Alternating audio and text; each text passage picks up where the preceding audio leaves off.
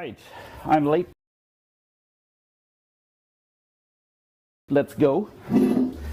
So that's me. I'm working at Canonical, packaging LibreOffice for Ubuntu, and also am in the board of directors for the Document Foundation.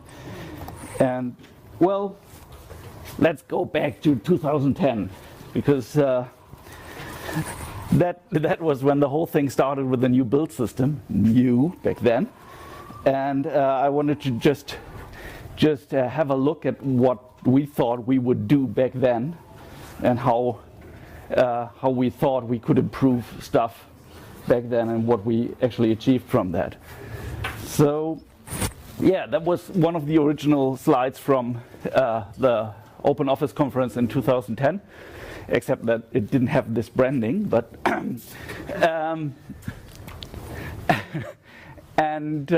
well, that was the goal back then. And for the most part, I think we achieved that. But it might not look like that if you're building LibreOffice now, but you have to think about how OpenOffice was building at the time. And there were many things that were broken there. There were manual dependencies, there were incomplete dependencies, there were incompatible builds, which means that you could build one part and you had to know which part would change if you changed that, and if you didn't, horrible things would happen, and all kinds of other issues. So those were the goals we had back then. Actually, I thought by now we would all use 32 core machines, and but that didn't happen. By now we just use all very nifty laptops. But the other things still are true, and are things that we very much profit from now. And if you use LibreOffice now and think, well, LibreOffice is still slow, that was the comparison from just building a few modules. That was back then, and it's pretty much the same like that now, except that we almost take as much for a standard run of these modules, because we run all the tests by default all the time, or lots of them. So we got a lot faster, and then we added lots of tests that you can't disable, so that we are back as slow as we were before, unless you know how to trick around that, but I'm not going to tell you. So one other goal of this was to not repeat yourself. One other goal of this was to not repeat yourself, because repeating yourself is stupid, and especially if you're in the build system, you have multiple things that tell you how to build something. There can again be inconsistencies and stuff that can create issues. For comparison, this is how it is in LibreOffice right now. You register, and if you want to have a new library there, you put it somewhere which says in the registry repository MK, which essentially says where it should end up in the final build, and well, then you say how to build it. Like, I want to build these C++ files. In the old Open Office world, well, it was a bit different. So that was one of the issues we had with the old stuff. The other thing was TIMTOF DDI, so there's more than one way to do it. And well, that's always a bad thing, because you have to know all of them to read actually what others are doing. And again, by now, if you want to, for example, export a symbol in LibreOffice, you do something simple like this. You add something DLL public to the declaration, and then the symbol is exported. In OpenOffice, yeah,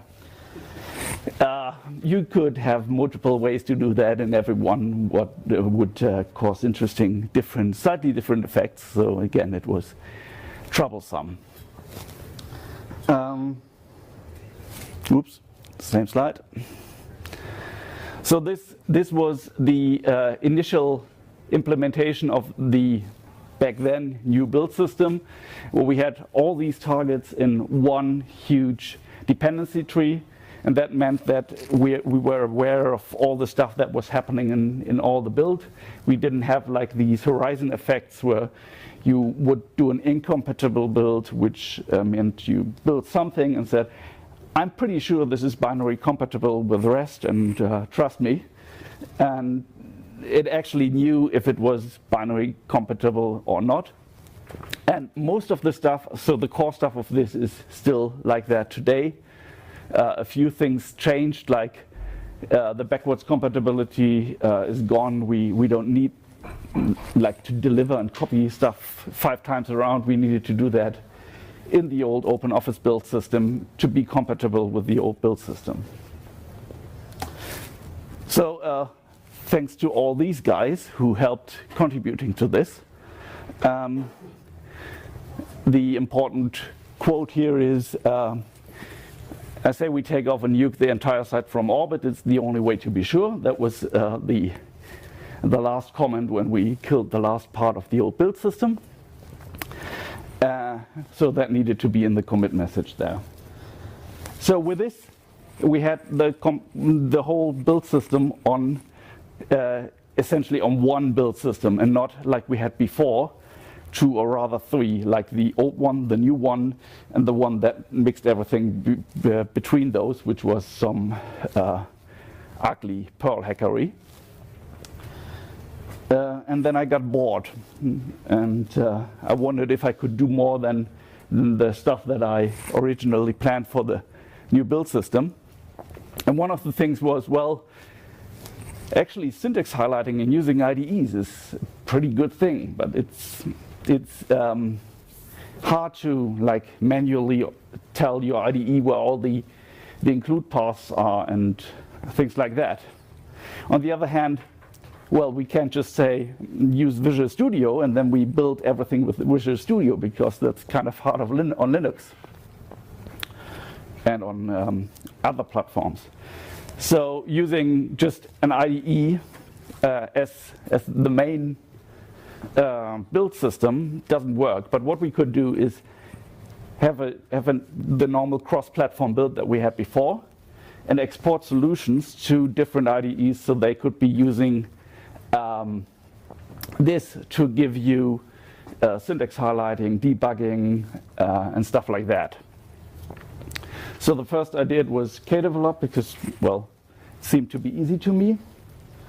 And again, as I said, that was not something that was initially planned. It was like an afterthought. So what it did was you did a make np, which prints out all the build information, and then it parsed that and tried to build the IDE solution from that. Turns out that something as simple as make np isn't really stable over different versions of make. So the parser for this turned to be, it always added more stuff, and I looked at this and this is not good. We're taking more time to parse actually the info than is actually in there. And the result was always flaky because people were using different versions of make, and it was kind of tricky to use this in a reliable way. And the goal of this was to have people who were new to development to get it on an IDE. And well, if the first thing they do is failing and they need a full build to get there, that kind of sucks. So I now reorganized that and did all the tricky stuff in the build system itself, and then it just dumps that in JSON, so that a simple Python script can read that and translate that to whatever IDE you want to have. So this is the solution right now, and I think it mostly is reliable. And we can look here. Right, there was a question from, where's Jan? Is Jan here? No. Nope. Jan asked me, well, I looked at the files and the compiler switches. Whoops, the wrong slide, that actually are given to compile a C++ file on Windows, and almost all the stuff, all the data about what definitions and flags and stuff are to be used for this target are in the JSON file, with a few exceptions, and this is what he was asking about. And that's these a few things still missing. That is like generally config specific stuff, like which flags to use for exceptions and stuff like that, which is not target specific. So when he wrote this email, should they have been in the JSON? I said, well, no, because they are configuration specific and they are the same for the whole build. But maybe I should just drop a JSON file next to it, which contains all this info, so that you can actually from the JSON file find out all the flags that were used to build this on your specific platform. So which IDEs do we have? Well, Kdevelop, that was me in the beginning. Then Honza did Visual Studio, and Jan and others did additions to that. Xcode was, I think, initially done by Tor, and then a lot of work by Jan. So we have like the major platform, major IDEs for each platform being able to work on LibreOffice code in the natively feeling environment. And we have Vim and uCompletely by Moggy for the old Unix guys who wouldn't use anything newer. And well, we have Qt Creator, and actually one of the Qt Creator guys came up to me. He can't attend this talk, but he said, well, I really want to help out, so we should get in contact with them and get Qt Creator to be nicely integrated with that.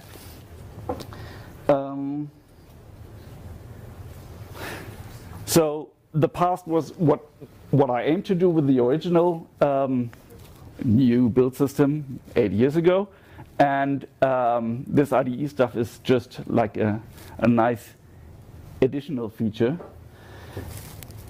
And there were like the ideas to maybe after 8 years we should again use a new build system, just cause. And well, I felt like the old Unix guy that said, no, not with me. But there's this thing, if you work too long on something, that maybe you're not entirely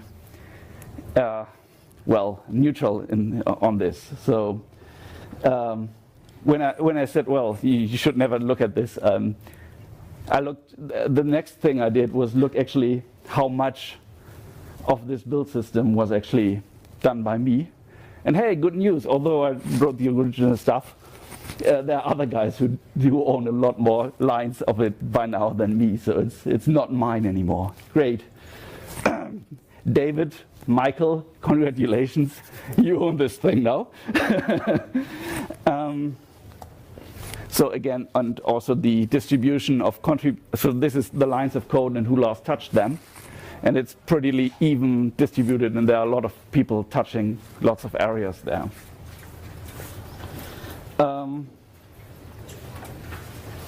So looking forward to using something completely different. These were the original problems we tried to solve with 8 years ago when we did this. Some of the stuff creeped back in. I think cargo code programming is already in the makefiles is again on the rise because, well, it's been 8 years and stuff collected in there. But in general, the other stuff is mostly reached.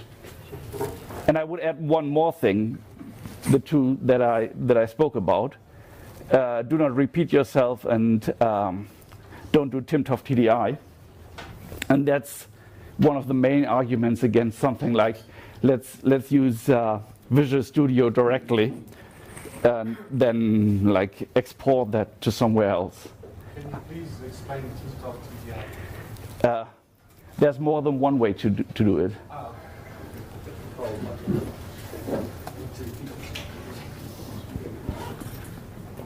So again, I'm kind of reluctant to use something like Visual Studio Solutions directly and then have to maintain different build systems on all platforms, because that will always break and there's more than one truth to the build. So someone does something on Windows and then he changed the solution files but not the stuff for the other platforms and stuff like that. So that unless you find a way to synchronize all this, is really tricky.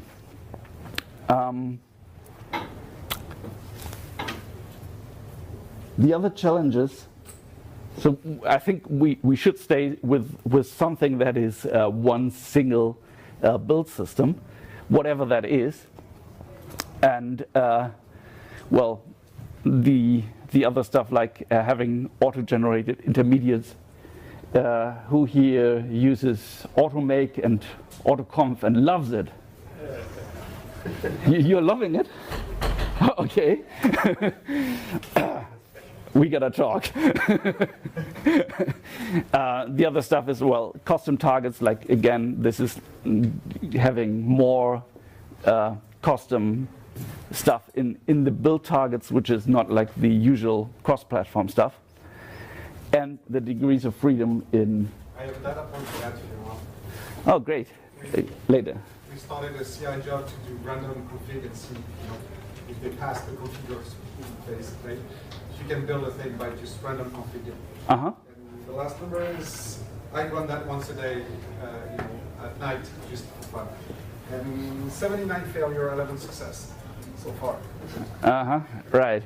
So we have way too much degrees of freedom in the configuration, especially on Windows, where there should be pretty much only one, mostly.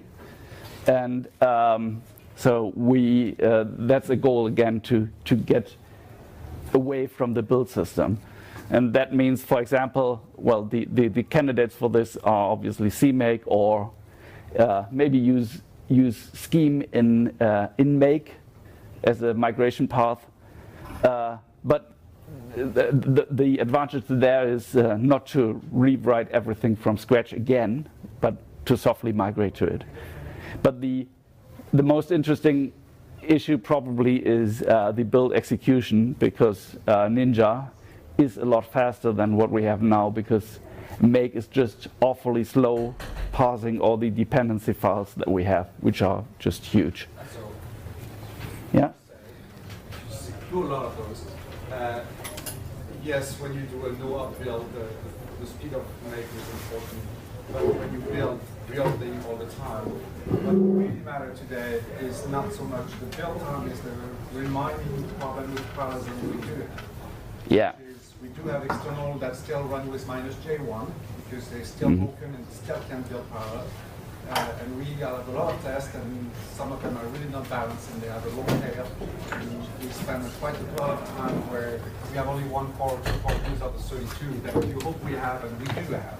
Yeah. We don't really use them. So right now there is probably 30% of elapsed time that could be gained just by having the thing back properly. I mostly agree, but I mean, I want to fight against my inner feeling that everything is fine. So is 30 seconds. Yeah. They optimize to 15 seconds. But if I look at all these, 10 minutes. So. if I look at all these things, probably Ninja is the first most useful things of trying to attack within these, rather than the others. The 1% of your problem. Yes. You can optimize that to that. You still have 99% of your problem. So the externals are actually, yeah, interesting. All right. Anyone else but Norbert having questions? Yes? How much is actually gbuild generally usable for other software projects? How much LibreOffice specific? Well, there is somewhere deep inside is something that is generally usable, but you will have trouble finding it if you're not knowing about LibreOffice, because there are these things like these multiple layers of where to put libraries and stuff that we are actually not using that much anymore, but they are still in there. I think Miklos once did an experiment to just get the build system out of LibreOffice and then try to get rid of all the LibreOffice specific stuff. So it was just one huge build system that built Hello World. But that's the part where, unless you have something very complex and very big, it's probably not worth the effort. Yeah. Also, there are lots of optimizations that you probably only need if you're as big as LibreOffice, like precompiled headers in Windows, having all this parallelization and the library checks do not link against libraries that did not change their public API. Right. So stuff like that, and having, for example, GCC creates the dependency files. Those are huge. They're too huge to be just, well, normally you would just use all of them, parse all of them, and be fine. Well, that doesn't work for LibreOffice. So we are taking all these dependency files and pre-parsing them and kicking out all the stuff that is actually superficial and stuff like that. So if your project doesn't need 20 minutes on a 32-core machine. Yeah, but then most people don't have a 32-core machine, and so the build still takes 20 minutes. But then right. So you're absolutely invited to look into the stuff, and it's luckily not only me who knows about how this stuff works, which is good, and well, feel free to take a look at it. I'm looking forward for contributions. If you build like 20 minutes on the 1.4 and that's all you have, 1.4, 20 minutes, this is not going to help you because all it did was simplify how to run and parallelize it. We did a great progress in that compared to before. But it's really helping when you have actually 34 to feed. The rest of it is not really speed. Yeah, so again, in the comparison to the old build system, the most important thing was not even the speed, that was also important, but more important was getting rid of all the craft that was in the old stuff that collected over 20 years. The speed we got out of that is that all of a sudden we could do a partial build. I mean, yeah. That worked. Right. The partial build meaning that you touched one file and says it would do an incremental build and actually would work, because that didn't work in the old OpenOffice build system. You would touch one file and everything would be broken most of the time.